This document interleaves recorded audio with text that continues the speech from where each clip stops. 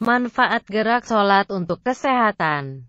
Bagi setiap muslim, sholat adalah suatu amalan ibadah yang wajib hukumnya. Ibadah sholat juga merupakan tiang agama yang dimulai dari takbiratul ihram dan berakhir dengan salam. Jika tidak dilaksanakan maka runtuhlah tiang-tiang itu. Sholat juga merupakan penghubung Tuhan kepada hambanya. Selain sebagai ibadah wajib, ternyata gerak sholat ini bermanfaat bagi kesehatan. 1. Takbiratul ihram. Gerak pertama dalam sholat adalah takbiratul ihram. Takbiratul ihram adalah gerak mengangkat kedua tangan sejajar dengan telinga lalu didekap di depan perut atau bagian bawah dada. Manfaat gerakan ini sendiri untuk melancarkan aliran darah, getah bening atau limfe dan kekuatan otot pada lengan. Posisi jantung yang berada tepat di bawah otak membuat darah mengalir lancar ke seluruh tubuh. Saat kedua tangan diangkat, otot bahu meregang sehingga aliran darah dan oksigen menjadi lebih lancar. Kemudian kedua tangan didekapkan di bagian depan perut atau dada bagian bawah. Gerakan ini mampu menghindarkan tubuh dari gangguan persendian, terutama pada bagian tubuh atas.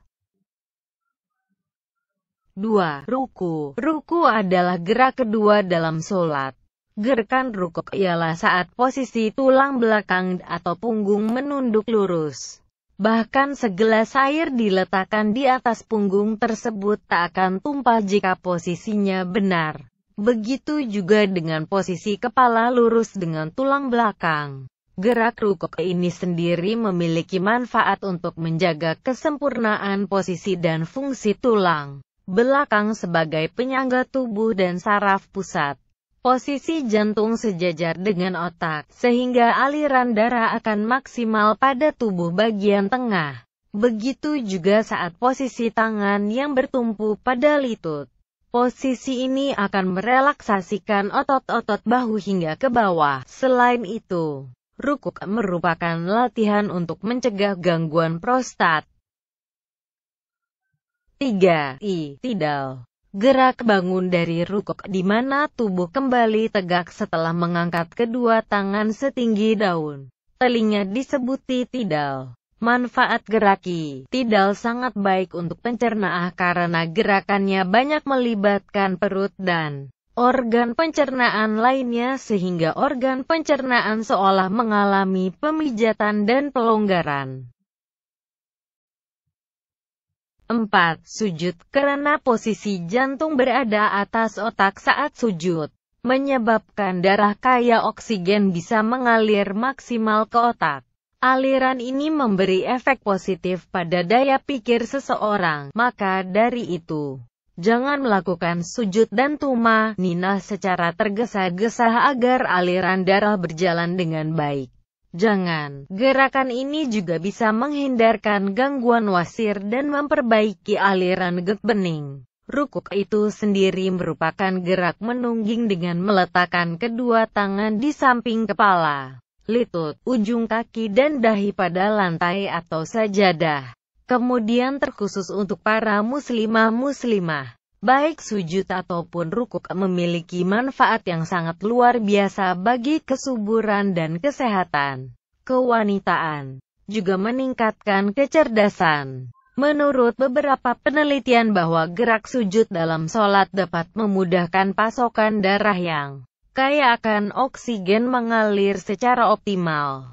Karena pada posisi itu jantung tepat berada di atas kepala. Gerakan ini tergolong unik karena pada saat itu kepala manusia benar-benar berada di bawah, bahkan di bawah pantatnya sendiri. Gerakan ini berarti saat menghadap kepada Tuhannya manusia memang berada di tempat yang sangat rendah. Sujud tumakninah dan kontinu dapat memacu kecerdasan. Seperti risetnya yang mendapat pengakuan dari Harvard University, AS.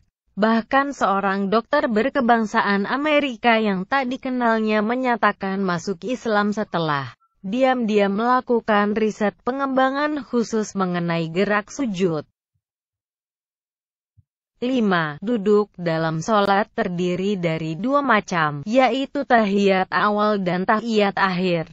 Perbedaannya memiliki sedikit perbedaan yang terletak pada posisi telapak kaki. Manfaatnya bagi kesehatan saat tahiyat awal adalah kita bertumpu pada pangkal paha yang terhubung dengan saraf nervus ischiadius. Posisi ini dapat menghilangkan nyeri pada pangkal paha yang sering menyebabkan seseorang tak mampu berjalan.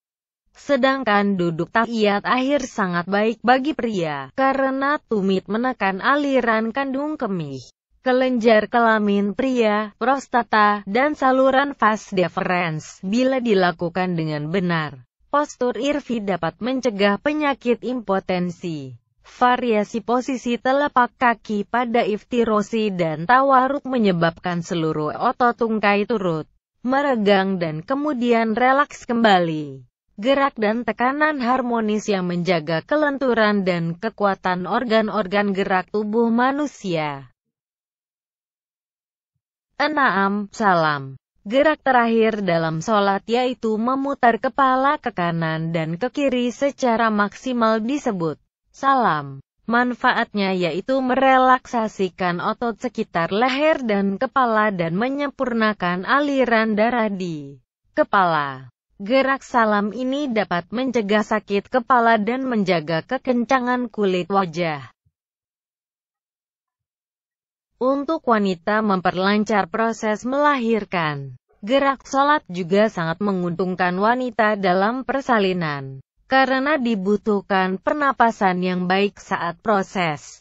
Maka jika otot perut telah berkembang menjadi lebih besar dan kuat, secara alami perut akan lebih elastik. Ini disebabkan oleh kebiasaan sujud sehingga tubuh dapat mengembalikan serta mempertahankan organ-organ perut pada tempatnya kembali fiksasi.